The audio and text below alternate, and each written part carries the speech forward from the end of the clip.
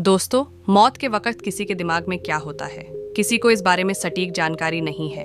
वैज्ञानिकों को कुछ जानकारी जरूर है, लेकिन यह सवाल अंततः एक राज ही बना हुआ है।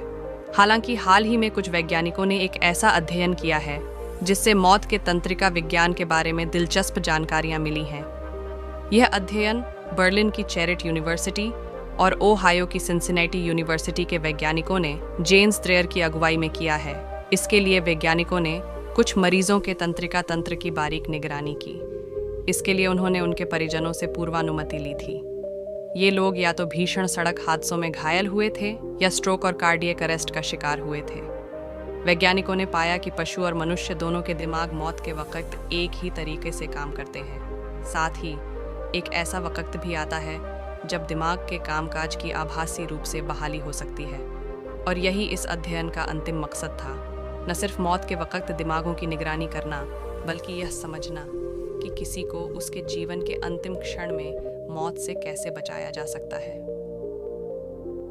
इन वैज्ञानिकों के शोध से पहले ब्रेन डेथ के बारे में हम जितना जानते हैं, उनमें से ज़्यादातर जानकारियां हमें पशुओं पर किए गए प्रयोगों से मिली हैं। शरीर में खून का प्रवाह रुक जाता है और इसलिए दिमाग में ऑक्सीजन की कमी हो जाती है।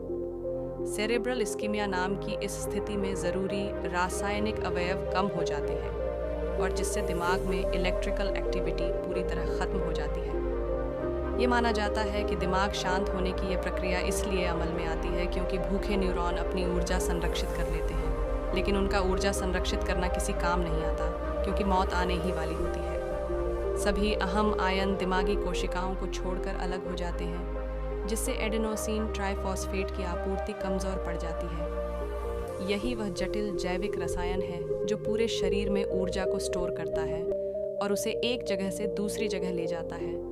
इसके बाद टिश्यू रिकवरी नामुमकिन हो जाती है। लेकिन वैज्ञानिकों की टीम इंसानों के संबंध में इस प्रक्रिया को और गहराई से समझना चाहती थी। इसलिए उन्होंने कुछ मरीजों के दिमाग की न्यूरोलॉजिकल गतिविधियों की निगरानी की। डॉक्टरों की ओर से निर्देश दिए गए थे कि इन मरीजों को इलेक्ट्रोड स्ट्रिप्स आदि के इस्तेमाल से बेहोशी से वापस लाने की कोशिश न की जाए।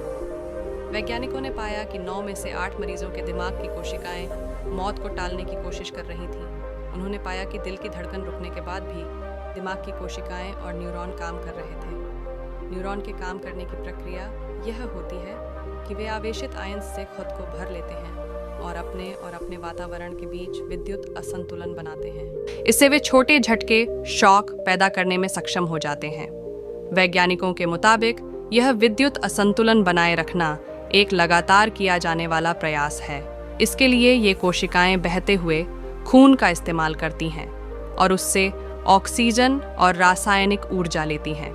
वैज्ञानिकों के मुताबिक जब शरीर मर जाता है और दिमाग को खून का प्रवाह बंद हो जाता है, तो ऑक्सीजन से वंचित न्यूरॉन उन छोड़ दिए गए संसाधनों को जमा करने की कोशिश करते हैं। चूँकि यह धीरे धीरे फैले बिना पूरे मस्तिष्क में एक साथ होता है, इसे एंडिस्पर्स्ड डिप्रेशन कहा जाता है। इसके बाद की स्थिति डिपोलराइजेशन ऑन ऑफ डिफ्यूजन कहलाती है, जिसे बोलचाल की भाषा में सेरेब्रल सुनामी कहते हैं। इलेक्ट्रोकेमिकल बैलेंस की वजह से दिमाग की कोशिकाएं नष्ट हो जाती हैं, जिससे खासी मात्रा में थर्मल एनर्जी रिलीज होती है। इसके बाद इंसान की मौत हो जाती है। पर अध्ययन कहता है कि मौत जितनी अटल आज है, भविष्य में भी वैसी रहे ये ज़रूरी नहीं। जेम्स ड्रेयर कहते हैं, एक्सपेंसिव डिपोलराइजेशन से कोशिकीय परिवर्तन की शुरुआत होती है और फिर मौत हो जाती है, लेकिन यह अपने आप में मौत का क्षण नहीं है, क्योंकि डिपोलराइजेशन को ऊर्जा की आपूर्ति बहाल करके पलटा जा सकता है। हालांकि इसे अमल में लाने के लिए अभी काफ़ी शोध की ज़रूरत है।